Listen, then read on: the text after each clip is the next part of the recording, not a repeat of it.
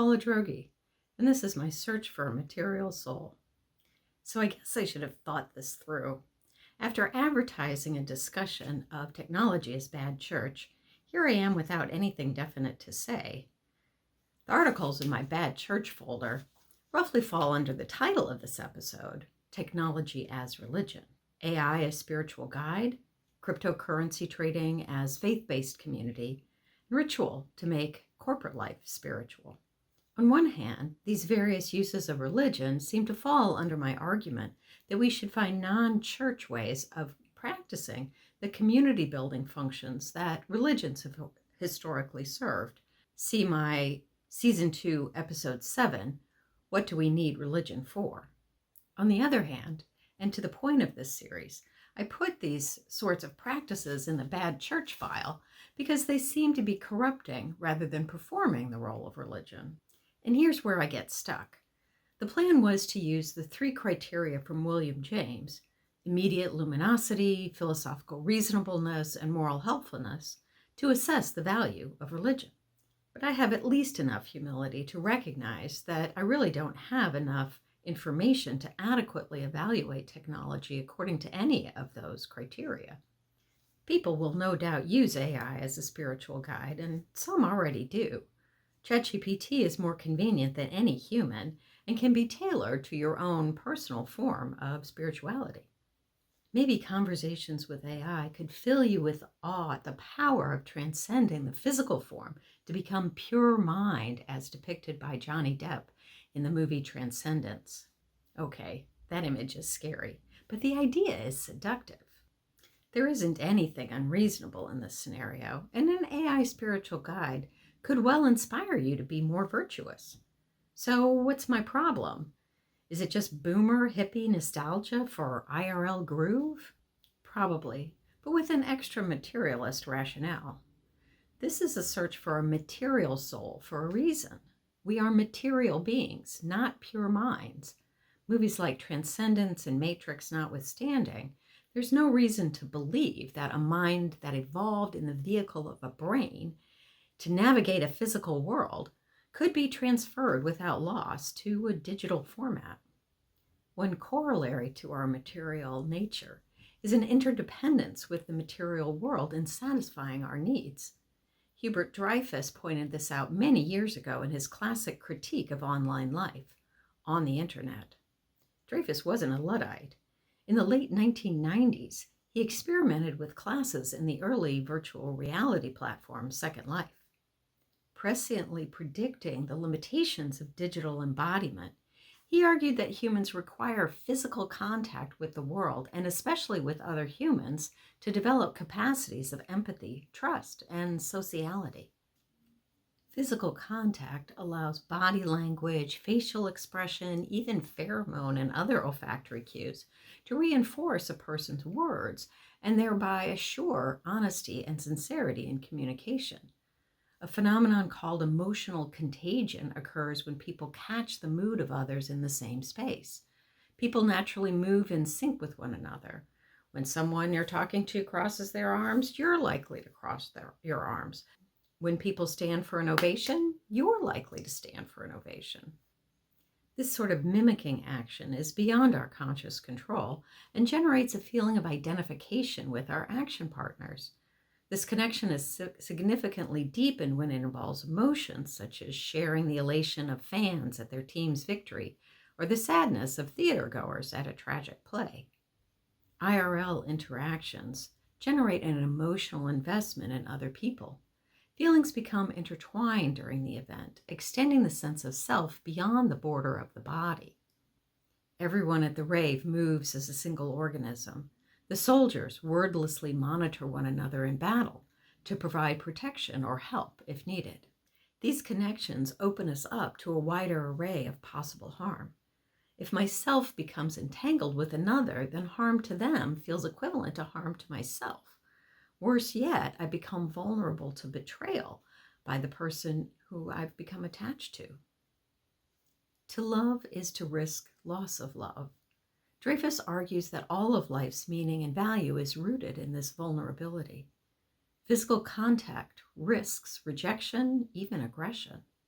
And it's the risk that makes trust and emotional reciprocity so valuable. We're social animals, and our relationships depend on our bodies for the trust essential to establish this social bond. This is not to say that bonds do not form in online relationships. Massive multiplayer online games are a platform where players become fully immersed in the action, or so I'm told. The risks in the virtual world of the game take on a significance equivalent to the or greater than the risks in the physical world from the perspective of the player. Nonetheless, there's a limitation and a danger in the increasing reliance on online communities to satisfy social needs. The limitation is the way that online bonds depend on the development of physical capacities. As social animals, we evolved to generate and respond to physical cues in performing the dance of human relationships. Once we've learned the main moves, we can carry that knowledge to other formats, new kinds of relationships, different cultural contexts, and virtual worlds.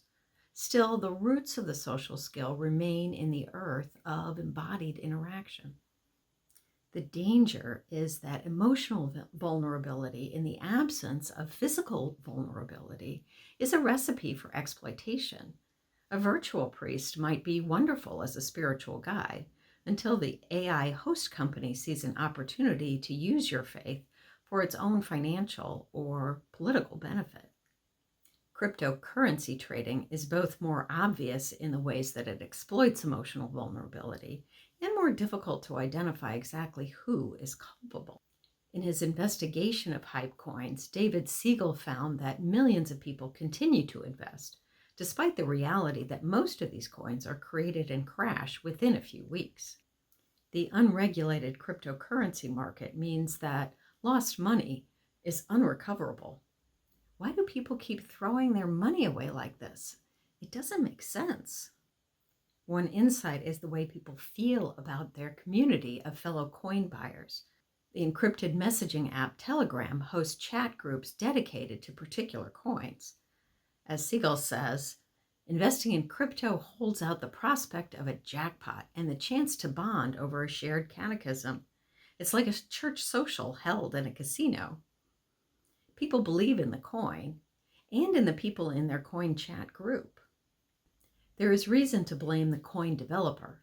These schemes are known as pump and dump, and Siegel lays out the basic playbook to create, advertise, and sell coins to make money. But people really ought to know better. No one is forcing them to invest and then invest more and yet more. Even so, the system amounts to coercion. Their emotions are hijacked by the contagion of excitement around the new coin. Everyone in the chat is super enthusiastic and committed. The other day I heard someone on some podcast, sorry whoever you are, but audio blurs after a while. He said that humans are defenseless against these new systems of technology because we evolved to interact with people under particular sorts of conditions for particular sorts of reasons. In the same way that refined sugar and trans fats take an otherwise biologically valuable preference and turn it into an unhealthy addiction, technology takes beneficial emotional and social tendencies and turns them into self-destructive behavior. I suppose I have the same worry about office rituals. On one hand, it's nice to make work more meaningful. Marking occasions with a thoughtful shared ceremony can be a way to bring meaning into days that otherwise feel mindless and uninspiring. On the other hand, the same danger applies to office rituals.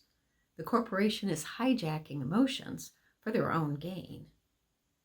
I just got a 20-year anniversary gift from my employer. A nice generic card came with hallmark words of congratulations and a link to a website where I could pick an item. The survey later asked if I felt more positive about my work and employer. Neither agree or disagree. What would have made the anniversary feel more meaningful? The survey asked. Actual meaning, I wrote in the text box. Actual meaning from an actual human being. Technology is bad church because it distracts us from real sources of spirituality in the real world. People are on their phones instead of looking at one another's faces. People stay indoors on their computers, like you and me right now, instead of watching the breeze-blown leaves cling one more day to autumn branches. People watch their big screen TVs instead of sharing a meal with friends. Unlike me this evening, I'm happy to say. Can technology provide luminosity? Sure. My meditation app sometimes makes me feel transcendent. Is it philosophically reasonable? Depends on the type and use, but of course, AI sometimes can be incredibly informative. What about morally helpful? Again, the guidance and community online is often an essential source of support, particularly for people who feel alienated by their physical communities. As with refined sugar and trans fats, or really just refined sugar, moderate use is wonderful. I would no more give up refined sugar than I would the internet. Somehow we need to find ways to defend ourselves from the temptation of substituting technology for human community. One good way to avoid eating too much sugar is to regularly eat healthy food, so the high sugar content is rare and special. I think the same approach works with a healthy emotional life.